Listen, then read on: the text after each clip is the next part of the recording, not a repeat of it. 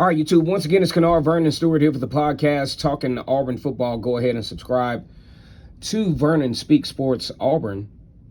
Like the video as well. Also, leave your comments about these Auburn Tigers who will be taking on Ole Miss over in Oxford, Mississippi.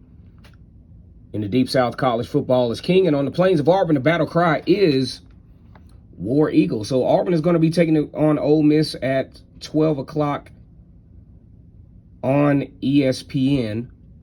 This is going to be a really interesting game because there's a lot of things at stake. You talk about most of the times when Auburn has succumbed to Ole Miss, that meant that there was going to be a coaching change at Auburn. And the trend is going that could possibly be the case. You have a situation where there's a athletic director that has not been hired yet, could be hired within the next few weeks at Auburn.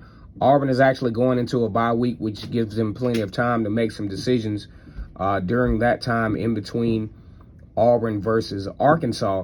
But then when you look at the numbers, you got Ole Miss at 39.7 points per game, Auburn 20.3.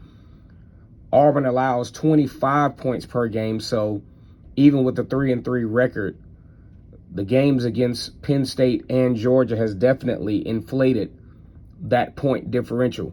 And let's be fair, Auburn can't score.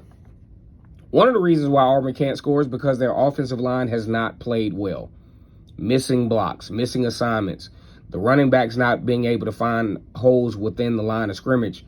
And it's really taken a toll on Auburn's ability to score.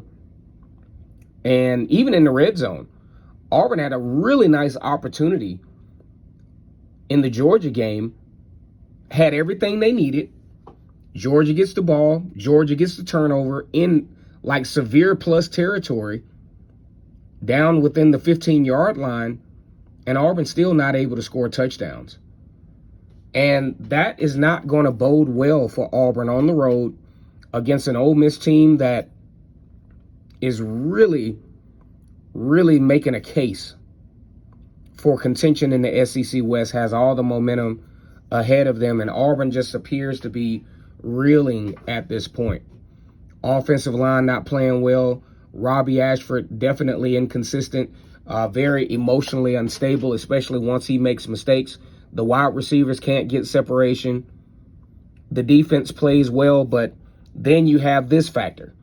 In each game, Brian Harsin, I guess maybe out of desperation, maybe out of just trying to get a spark, or maybe just out of egotism, wants to call these trick plays that haven't worked yet. And it always puts his team at an adverse position. It always comes at about the same time in the game, because I think about even with the lack of conversion on that punt, I thought Georgia receiving the football in the second half actually saved Brian Harsin from the temptation of calling plays like this, but it didn't. It didn't. He still did it, and it still cost his team. It still cost his team unnecessarily. And what has to be understood is that these plays deflate momentum. I'm not going to say that Auburn would have won the game, because I don't think they would have. I don't think that Auburn had the tools. Auburn didn't have the upfront ability, especially on the offensive side of the football field, to win the game against Georgia in the first place. But you definitely don't want to do things like give the team unnecessary momentum. And we talked about this before. Auburn allows 359 yards per game. Auburn has 13 turnovers. Auburn has 41 penalties for 332 yards. They are on paper arguably one of the more undisciplined teams in all of college football. And that's definitely not a place you want to be in headed into the thick of SEC play. Now, we didn't think Auburn would beat Georgia. That's not a factor.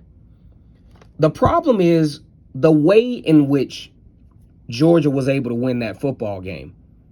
Auburn only down, 14-0 at half, just like Penn State down a pretty manageable amount, and then the floodgates open.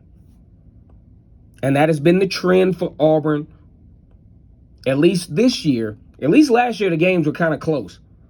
But that's been the trend this year for Auburn against Power 5 teams.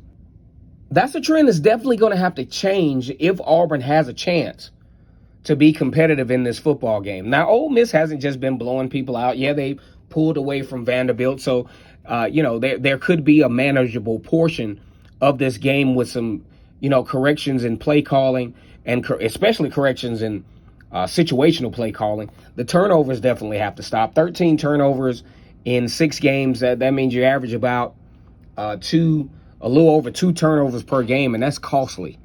That is very costly, especially against a team like Auburn, who is struggling to find some consistency.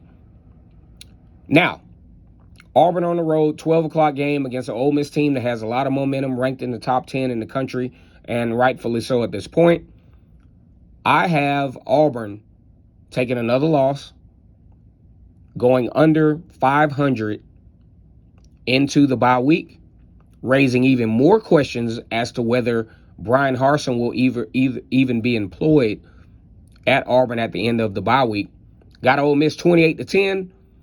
Auburn yet another game on the road. This may not be pretty, guys. 28-10, Ole Miss will win this game. Like the video, comment, and subscribe. And as always, it's great to be an Auburn Tiger, War Eagle.